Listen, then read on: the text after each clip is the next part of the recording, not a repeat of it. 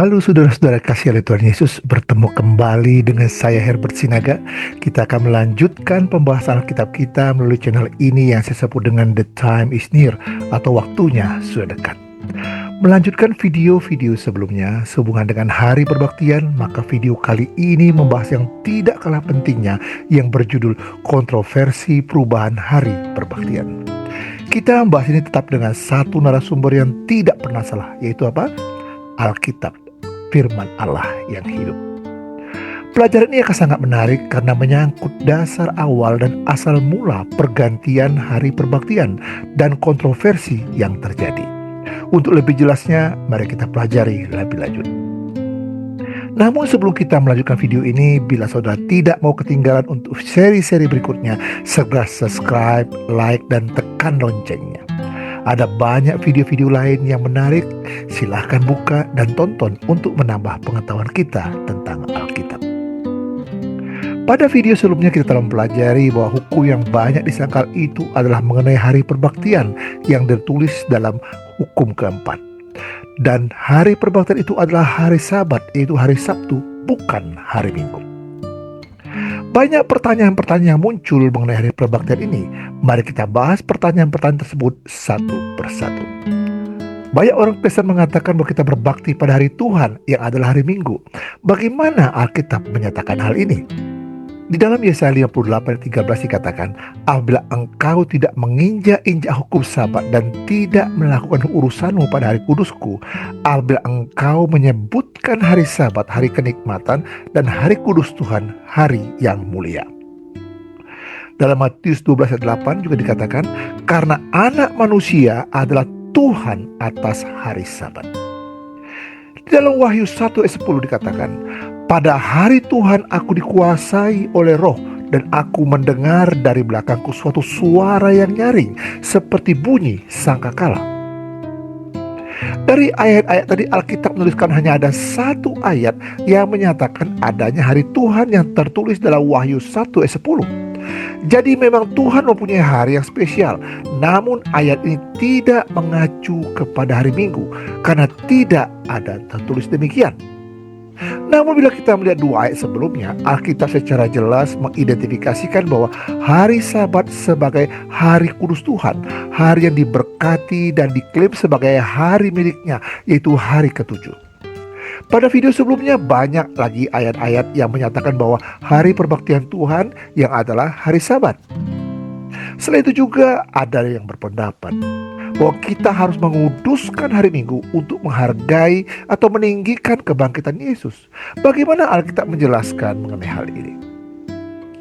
Kita baca dalam Roma 6 ayat 3-6. Atau tidak tahukah kamu bahwa kita semua telah dibaptis dalam Kristus, telah dibaptis dalam kematiannya?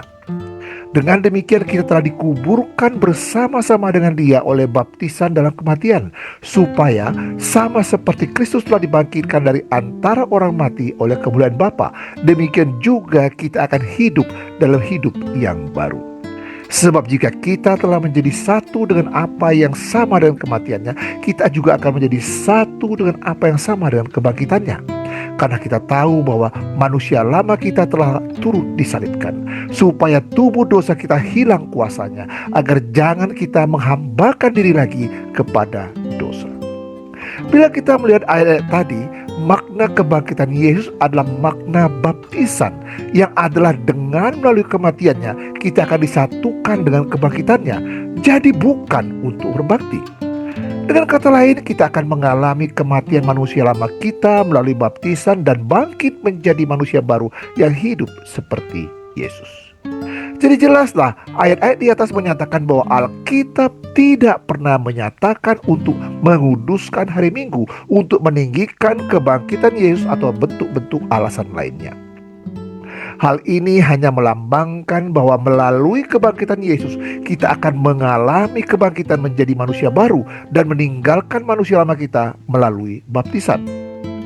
Dan untuk menjadi manusia baru, kita harus dengan meninggikan Yesus dengan cara mengikuti perintah langsung darinya, seperti yang tertulis dalam Yohanes 14 ayat 15. Yang salah satunya adalah berbakti pada hari Sabat seperti yang telah diperintahkannya, bukan dengan berbakti dengan hari yang sudah diganti yang dibuat oleh manusia. Jadi, bila hari Minggu bukan untuk dikuduskan, ide siapa yang membuat demikian? Dalam Daniel 7 ayat 25 dikatakan, ia akan mengucapkan perkataan yang menentang Yang Maha Tinggi dan akan menganiaya orang-orang kudus milik Yang Maha Tinggi. Ia berusaha untuk mengubah waktu dan hukum, dan mereka akan diserahkan ke dalam tangannya selama 1 masa, 2 masa, dan setengah masa. Dicatat juga dalam Yehezkiel 22 ayat 26 dan 28. Imam-imamnya memperkosa hukum Tauratku dan menajiskan hal-hal yang kudus bagiku. Mereka tidak membedakan antara yang kudus dengan yang tidak kudus, tidak mengajarkan perbedaan yang najis dengan yang tahir. Mereka menutup mata terhadap hari-hari Sabatku. Demikianlah aku dinajiskan di tengah-tengah mereka. Dan nabi-nabinya mengoles mereka dengan kapur, dengan melihat penglihatan yang menipu dan memberi tenungan bohong bagi mereka. Nabi-nabi itu berkata, beginilah firman Tuhan Allah, tetapi Tuhan tidak berfirman. 300 tahun setelah kebangkitan Yesus, sebagian orang Kristen karena kebencian dengan orang Yahudi dan dengan mengalami tuntunan yang salah, menyatakan bahwa hari kudus Tuhan harus diganti dari hari Sabat ke hari Minggu. Tuhan sudah memberitahukan kepada kita melalui perantaraan Nabi Daniel dan Nabi Yehezkiel bahwa ini akan terjadi, dan itu memang betul-betul terjadi. Kesalahan ini diteruskan ke generasi-generasi yang tidak menaruh curiga dengan kenyataan yang sebenarnya. Di dalam Matius 15 ayat 6 dan 9, orang itu tidak wajib lagi menghormati bapaknya atau ibunya. Dengan demikian firman Allah kamu nyatakan tidak berlaku demi adat istiadatmu sendiri. Percuma mereka beribadah kepadaku, sedangkan ajaran yang mereka ajarkan ialah perintah manusia. Pemeliharaan hari Minggu adalah hanya buatan manusia dan menjadi tradisi manusia, dan itu melanggar hukum Tuhan, karena hanya Tuhan yang dapat membuat hari itu kudus dan memberkatinya. Manusia tidak dapat menggantikannya. Bukankah berbahaya bila mengubah hukum Tuhan? Dalam Ulangan 4 ayat 2 dikatakan, janganlah kau menambahi apa yang kuperintahkan kepadamu, dan janganlah kau menguranginya. Dengan demikian kamu berpegang pada perintah Tuhan Allahmu yang kusampaikan kepadamu. Dalam Amsal 30 ayat 5 dan 6, semua firman Allah adalah murni. Ia adalah perisai bagi orang-orang yang berlindung padanya. Jangan menambahi firman-Nya supaya engkau tidak ditegurnya dan dianggap pendusta. Jadi melalui ayat di atas, jelas Alkitab menyatakan bahwa Tuhan melarang manusia untuk mengganti hukumnya, baik dengan mengurangi atau menambahkannya. Mengubah hukum Tuhan adalah hal yang paling berbahaya yang dilakukan oleh manusia, karena hukum Tuhan itu sempurna dan itu dibuat untuk melindungi manusia dari dosa dan kejahatan. Mungkin ada yang muncul pertanyaan dari antara kita, untuk apa sebenarnya Allah membuat hari Sabat itu? Pertama, hari Sabat dibuat adalah sebagai tanda penciptaan. Dalam Keluaran 20 ayat 8 dan 11, ingatlah dan kuduskanlah hari Sabat, sebab 6 hari lamanya Tuhan menjadikan langit dan bumi, laut dan segala isinya, dan ia memberhenti pada hari ketujuh. Itulah sebabnya Tuhan memberkati hari Sabat dan menguduskannya. Kedua, hari Sabat sebagai tanda pengudusan, di mana manusia ditebus dan disucikan. Yehezkiel 20:12 dikatakan, hari-hari Sabatku juga kuberikan kepada mereka menjadi peringatan di antara aku dan mereka, supaya mereka mengetahui bahwa akulah Tuhan yang menguduskan mereka. Jadi Allah menjadikan Sabat sebagai tanda dua rangkap, sebagai tanda bahwa Dia yang menciptakan dunia ini, dan itu dilakukannya benar-benar selama 6 hari, dan sebagai tanda dari kuasa Tuhan yang menebus dan menyucikan manusia. Bila kita mengubah hari berbakti kita dari hari Sabat hari ketujuh ke hari Minggu hari pertama, maka itu sama dengan menghilangkan jejak bahwa Tuhan yang menciptakan dunia ini selama 6 hari dan beristirahat pada ketujuh. Bahkan dapat menghilangkan jejak juga bahwa Tuhan adalah pencipta alam semesta ini. Tidak hanya itu, Melalui ayat-ayat di atas juga dapat dilihat bahwa dengan mengganti perbaktian hari Sabat ke hari Minggu, maka itu menutup kesempatan kita untuk ditebus dan disucikan oleh Tuhan melalui pengudusannya. Karena hari Sabat adalah peringatan perjanjian antara kita dengan Tuhan. Suatu respon yang alamiah bagi orang Kristen mengasihi Tuhan dengan berbakti pada hari Sabat hari ketujuh sebagai tanda penciptaan dan sebagai tanda penebusan Tuhan yang berharga itu. Dan suatu hal yang tidak hormat dan melawan Tuhan bila manusia mengubah hukum Tuhan termasuk hari Sabat. Dalam Yesaya 58 ayat 13 dan 14 dinyatakan bahwa Tuhan akan memberkati mereka yang menghormati hari kudusnya. Nah sekarang, seberapa pentingnyakah kita menghormati hari Sabat itu? Kita bisa melihat beberapa ayat di bawah ini yang menunjukkan betapa pentingnya kita menghormati hari Sabat. Dalam Yakobus 2 ayat 10, sebab barang siapa menuruti seluruh hukum itu tetapi mengabaikan satu bagian daripadanya, ia bersalah terhadap seluruhnya. Ayat ini berarti kita akan binasa bila kita melanggar satu saja hukum Tuhan. Dalam 1 Petrus 2 ayat 21, sebab untuk itulah kamu dipanggil, karena Kristus pun telah menderita untuk kamu dan telah meninggalkan teladan bagimu supaya kamu mengikut jejaknya. Ayat ini kembali menerangkan bahwa kita harus mengikuti teladan Yesus. Teladan ini adalah dengan menuruti hukumnya sehingga kita akan mendapatkan hidup yang kekal. Di dalam 1 Yohanes 3 ayat 4, setiap orang yang berbuat dosa melanggar juga hukum Allah, sebab dosa ialah pelanggaran hukum Allah. Kembali ayat ini mengingatkan kita bahwa dosa adalah pelanggaran hukum Allah. Melanggar ke hukum keempat berarti berdosa dan melanggar hukum Allah. Dalam Roma 6 ayat 23, sebab upah dosa ialah maut, tetapi karunia Allah ialah hidup yang kekal dalam Kristus Yesus Tuhan kita. Ayat ini menguatkan ayat sebelumnya, bila mana kita berdosa, kita akan binasa. Melanggar Sabat adalah pelanggaran hukum Allah yang adalah dosa, dan upah dosa adalah maut.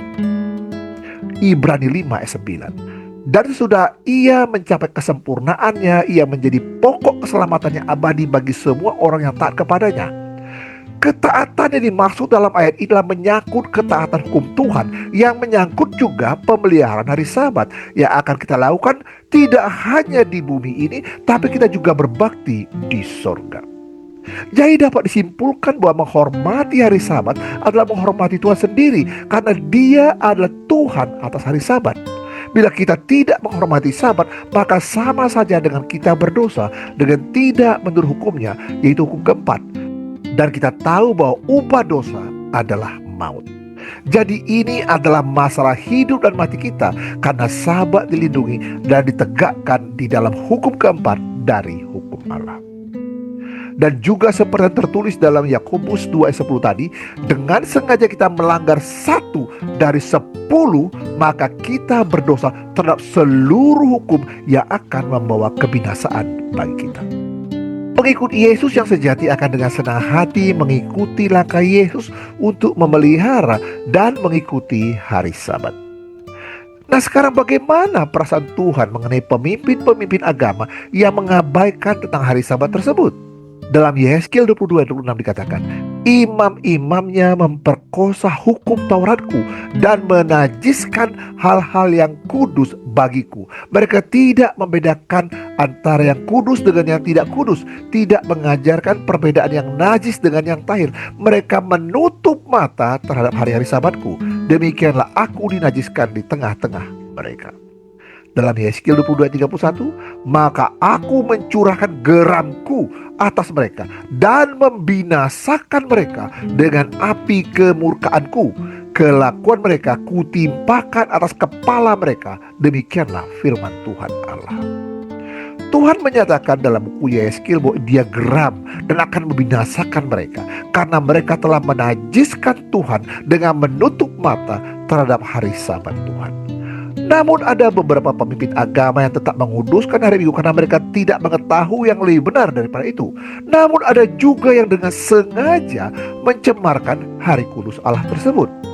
Dengan menutup mata mereka terhadap hari kudus Allah, Banyak pemimpin-pemimpin agama yang sudah mengetahui akan kekudusan hari Sabat, namun tetap menutup mata mereka, mungkin dengan alasan tradisi yang justru menyebabkan orang lain juga menjadi mencemarkan hari Sabat dengan tidak menguduskannya. Dan ini mengakibatkan jutaan orang telah disesatkan, maka Tuhan akan membinasakan mereka dengan geramnya yang dahsyat.